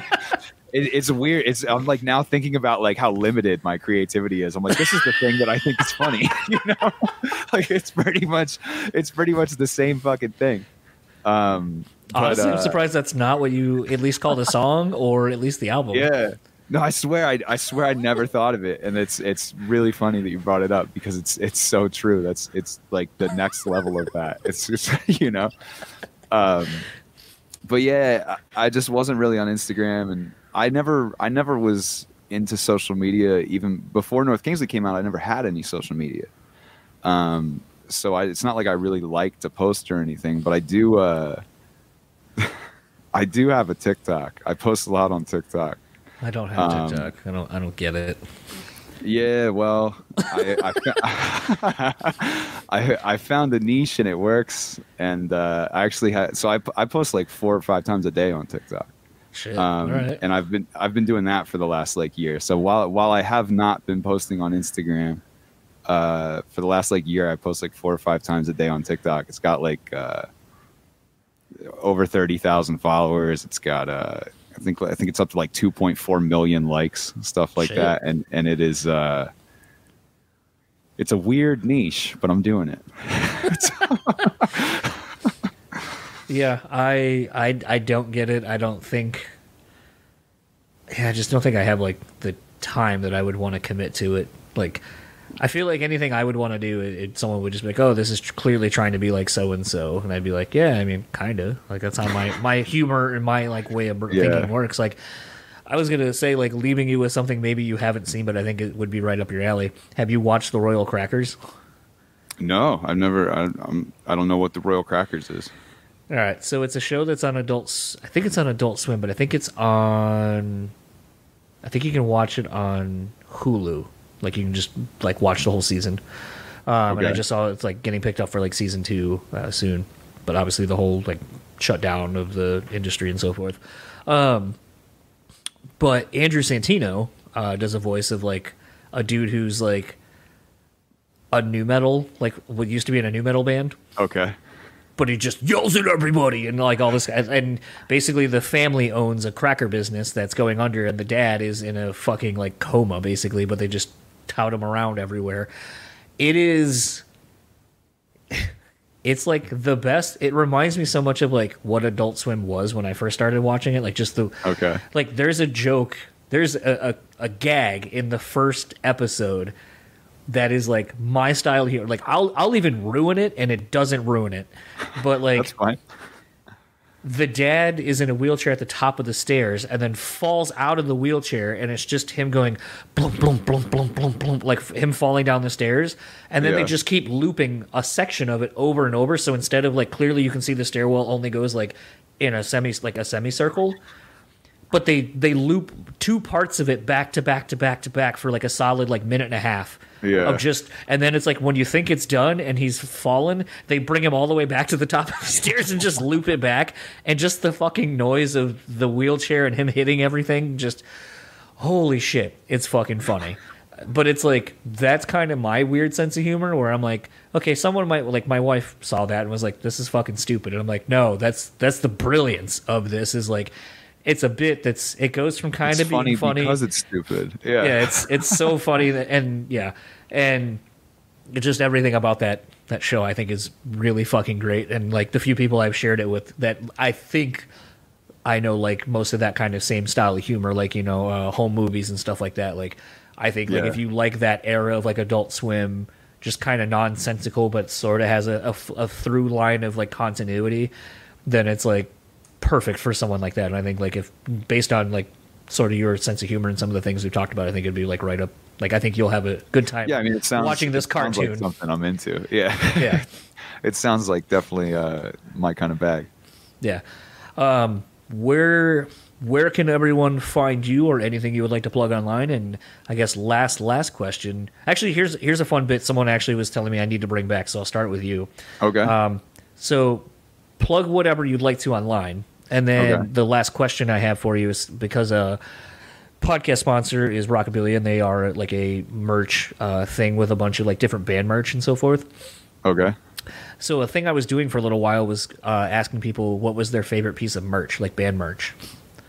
Okay.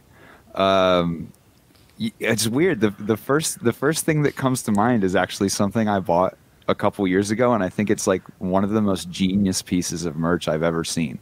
Like, and it got me to buy a Hawthorne Heights t-shirt because Hawthorne Heights put out a t-shirt. It's their own official licensed t-shirt. Oh wait, I think I know the one you're talking about. You probably do. It just says, I used to listen to Hawthorne Heights in high school. Okay, no, that's not the one. There was the one. Yeah. But yeah, like, and I saw it. I think I was at like an Anthony Green show or something. I forget where I was, but I saw someone wearing a shirt that said I used to listen to Hawthorne Heights in high school, and I was like, I fucking love that. Like that's so cool because it's like, who didn't? You know what I mean? And come to find out, I looked it up, and it's like their own t-shirt. I bought that shit. I totally bought that, and I wear it. I wear it still. I think it's like a genius piece of merch. But otherwise, like when I was in high school, I just wore a bunch of like Scary Kids, Scaring Kids stuff. They're like still my favorite band. So I was reminded of a shirt that I really wish I would have bought when I was in LA, ironically. And it was at Amoeba Music, and I still regret it, but it popped up the other day, February 10th, so 2 days ago, in my time hop. And the front of the shirt just says, and I'll have to send you the photo of it to get the full context, but the front of it says, "You look like," and it's a photo of AC Green. And then, like with his Jerry curls and shit, and then the back of it says, "Bitch, don't call here anymore." From the fucking Dr. Dre. That's awesome. But it's like one of those, like, I really should have bought it, but I was like, no one's going to fucking get this. But then, like, part of me is like, but the people who would be like, yo, that's fucking rad. That's cool, man. That's a cool shirt for sure. Yeah. Well, if you're ever out at Amoeba Music, you should go pick it up for me. Yeah, I haven't been there in a while. They moved locations actually. Now they're over closer to. I think they're on Hollywood Boulevard now, like over closer to the Pantages. Yeah, they where they used to be is like they do those immersive art exhibits there now. So like the Van Gogh one and stuff like that. It's where Amoeba used to be. So they're in a new spot. I've only been in the new spot once. The only time I've been was the one time. Then we went and got shitty Trejo tacos, which were not great. I've been there. I've also been there one time as well because the place I was gonna go was closed. So we just went to Trejo's Tacos. Everyone loves that place, and I'm like, it's okay. Yeah, I didn't dislike it. I never went back. Yeah, you know what I mean? Like it's doable. You know, it's totally acceptable. And then lastly, where can everyone find you or whatever you? Oh yeah, I'm just Ray Hawthorne with an underscore everywhere. I'm pretty sure. I'm pretty sure if you just search Ray Hawthorne on TikTok, my really crazy TikTok comes up too. That'll be fun for people to see. You want to know what my niche is? Sure. This is not a joke. I wish it was a joke. It's not. So I post like slow motion. They're like 6 seconds long. I post like slow motion videos of myself looking at the camera, like very seductively, like a really hot guy. And put like feminist quotes over it. And for a while, it's not a joke. I swear to God, I get like 1 million views a week. And it used to be all to country music. So it was just slow motion videos of me looking hot with feminist quotes set to country music. And don't get me wrong, I actually really do. I really do like country music. Like I listen to all kinds of different music, you know. And but eventually I was like, I should really just put more music that's like the stuff I'm actually going to release.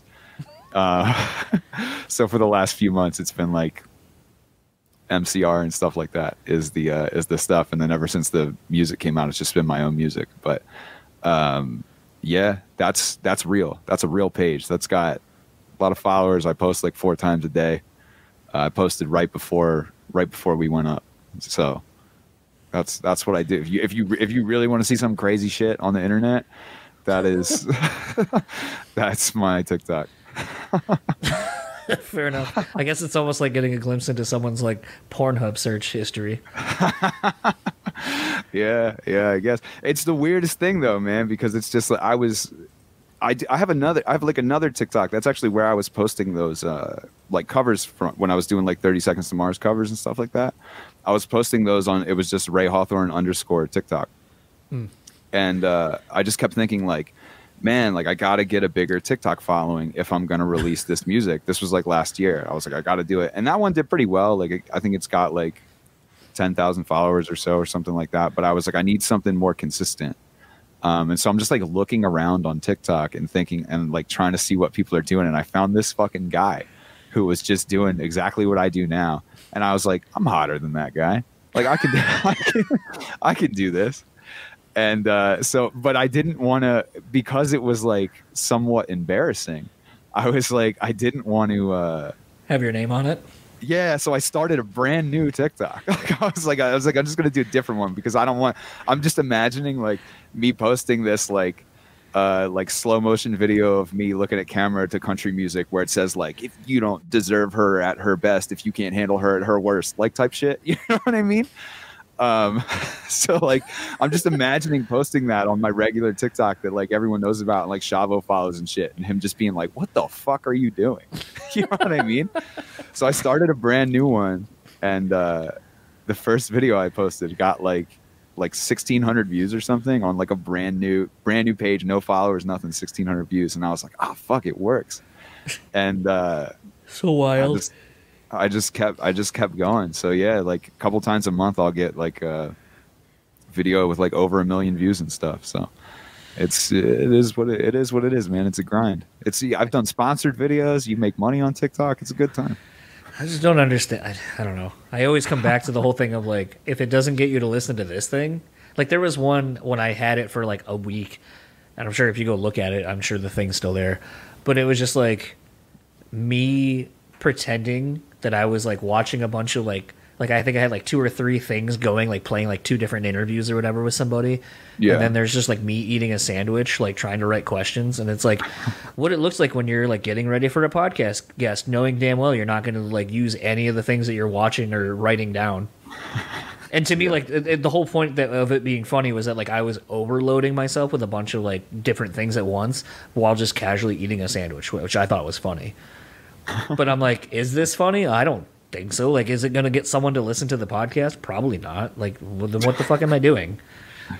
Yeah, I don't know. I mean, it's good because I think I listened to your episode with Tim, As Early Dying, and I think you brought up in that episode there was a band that you saw where like the bass player had like a big TikTok following, and you were just kind of like surprised at like the demographic of the show and you figured out that he had a big TikTok following, and that's what it is. And it's like, hey man, like that's just how it works. You know what I mean? It's like you gotta play the game. I went from having no social media at all a couple years ago to now doing these slow motion videos of myself looking hot with feminist quotes. So like it is what it is. Man. I feel like either the next one you do or the last one you do has to be slow motion by Juvenile.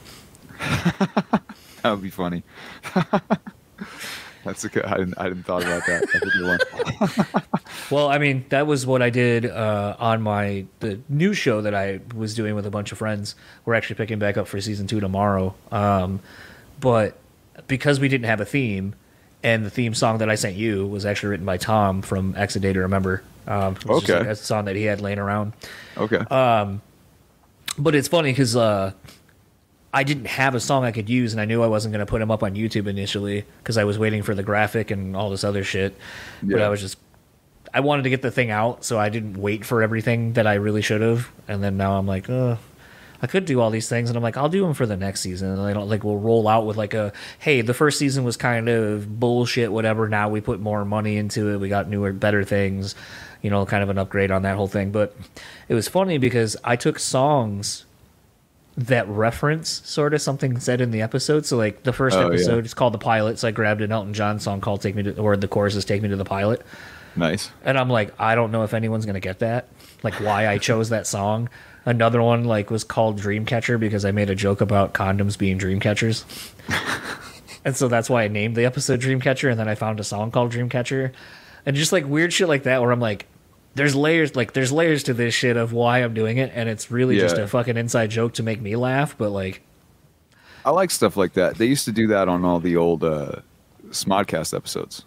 Kevin Smith, and I always thought that was cool. And I feel like they stopped doing it because there's like a copyright thing around it. But it seemed like they would like painstakingly take the time to play songs underneath like throughout the whole episode that were in reference to like the topic at the time, and I thought that was always pretty cool. But see, like if I had a TikTok, I think that would be my thing where I'm like, this is funny to me. It's been done by so many other people. I'm sure no one gives a shit about this, but it makes me laugh. I mean, that's like I was watching CKY 4 the other day. I haven't watched CKY in so long. So there is a scene, and it always fucking makes me laugh so hard, and it's such a stupid part. But the part where like Shakin' Steve shows up and they have him in the back of the pickup truck. Yeah. I legitimately do not know if this is just totally happenstance. I knowing Bam and the way he like edits everything, I'm just like, there's no fucking way that this was just a happy accident. But when they spit the loogie on his crotch, when they open the fucking door to the back of the pickup and they spit the loogie on him, the music in the background goes like makes a noise that sounds like it would be the spitting of the loogie onto his crotch. I've never noticed that. I will replay that part and just die laughing for like a solid like 30-40 minutes. Like I could just loop that one part. And like if I have to explain it to people, they're like, that's not really that funny. I'm like, no, it's very amusing. It's very amusing. Yeah, those were staples of my high school years, the CKY tapes. I mean, I think this is speaking of like genius and people not wanting to give credit where it's due. I honestly think Bam and his editing style of CKY is heavily the comedy we see now with like the quick cuts and the looping of something over and over and over and over again. Oh, you could definitely trace that back 100%. And I don't think he gets the credit for really introducing that to the mainstream. I wouldn't be surprised if he doesn't even realize that, you know what I mean? Yeah, like, if he might not even realize that was influential in any way. Like, he was just like, CKY was so just like, this is just the shit that we like, and this is just the shit that we think is funny. You know what I mean? And I think that resonates. Yeah. I think if you're having fun like that, and you can tell that you're having fun like that, it resonates with people. You know? Yeah. Well, I mean, that's the whole thing of like anything I do anymore. It's like, if I'm not having fun doing it, I'm just not going to do it. Absolutely. Well, thank you so much for taking the time to bullshit and catch up. I know, like you said, you're not really on the gram much anymore, and that was our way of communicating. Which always gets weird. I'm always like, oh, someone hates me now. No, it's funny too, because I remember I went on and I messaged you back. I was like, dude, I'm sorry. Like, I know this message is from fucking 2 months ago. Like, I haven't been on here. No, but yeah, I'll send you my phone number. You can just text me whenever.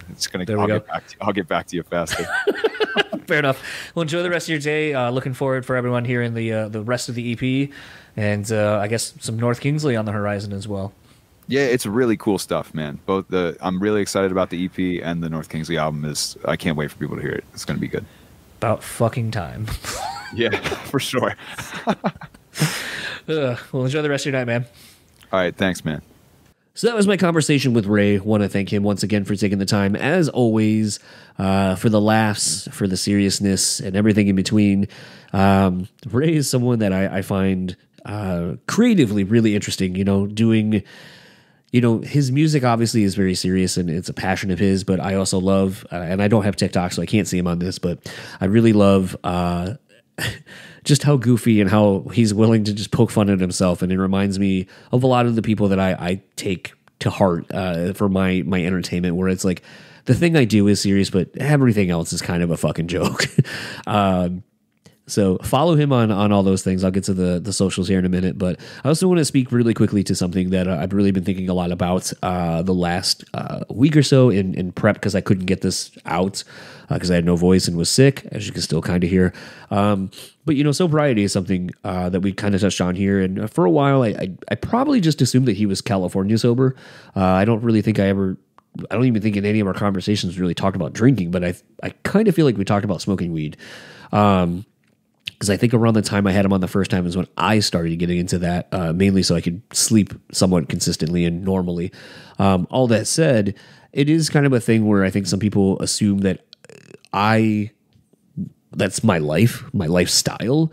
And social media wise, maybe it's a little bit different, but I think if anyone actually listens to the show, I think you kind of understand that a lot of what I do for anything is just kind of self-exploration and having a good time and just kind of being around people and being social. All that said, I think and talking to people who are now sober and have been for a while, it's a really interesting perspective to just kind of understand that, the thing in my brain where I can go out one night for a few hours, have some drinks with friends, and then I don't go out again or do that for a week and a half. Like, some people just can't do that. And to me, I find that interesting because I just don't understand how your brain doesn't do that or allow you to do that.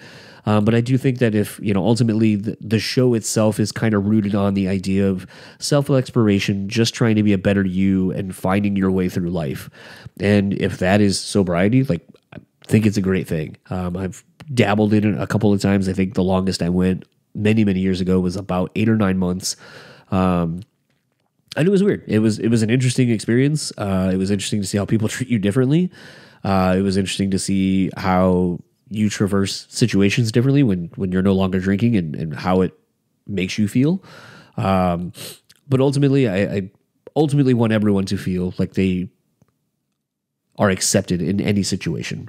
So I'll kind of end that. There's a lot more things I've been thinking about, but I'll probably save it for something else down the road. But the idea of sobriety and kind of coming to a healthy place with it, and also being exploratory in your own self with things comes up over the next couple conversations, actually. So we will kind of dive into this, and maybe over the next couple intro outros I'll kind of dive into it a little bit as it makes more sense. But to start wrapping up this episode, if you would like to keep up with Ray, well, there's really only one place to go, and that is Instagram. He's not super active on it, as you kind of heard him say. He's kind of taking a backseat from social media as a whole, other than TikTok. But Instagram is at Ray Hawthorne _ at the end. Otherwise, you can find find him on Twitter at Ray Hawthorne. I don't think he uses it at all. And then there's also the website, hypeedit.com/Ray Hawthorne/Heartbreak, I believe is what it is. That basically will take you to a link to all the DSPs to check out the new EP. Again, Heartbreak Feels Good in a Place Like This, out now. It's a great EP. I think I'm excited for more music, hopefully to come out soon, as well as some North Kingsley stuff. Always fun chatting with Ray. So go follow him. Obviously, I think he's more active on TikTok. I don't know how much longer that's going to be a thing, according to the outrage between my wife and all of our friends who use that platform damn near every day, all day. But that's a whole other topic for another time. I don't even know if I want to get into it, but some shit be going down. And I also want to thank our sponsor, Rockabilia, as always, for their continued support. I think we are over the 2-year mark at this point, maybe longer. I'd have to actually look back and figure that out. But they have been supporting the show. It has been huge. I've talked about how they have helped me, how Frankie and I have become really great friends over the years, just really helping each other out in a multitude of different ways. But they are a great company. Go to their site, rockabilia.com, use my code BRUTALLY at checkout and take 10% off your total purchase order. I know in the intro music thing commercial I made, it's the old ad. We were trying to reuse that, but we had to change it up again. So it's Brutally. I'll make a new one of those soon. And if you'd like to email me, you can do so at brutallyspeaking@gmail.com. Rate, review, subscribe. You know why that's important. And for the podcast, I will talk to you all next week, where I have the returning Sebastian, a.k.a. Ghost Kid, coming back to talk about his upcoming record, and we just catch up on life and what's been going on for him. Dude's been crushing it lately. I don't know if anyone listens to Octane or anything like that, but Ghost Kid has been blowing up. Finally getting a tour here stateside. A lot of great things going on for him. Was very much looking forward to having him back on the show. It does not disappoint. So I will talk to you all next week with that one, and I'll see you all then.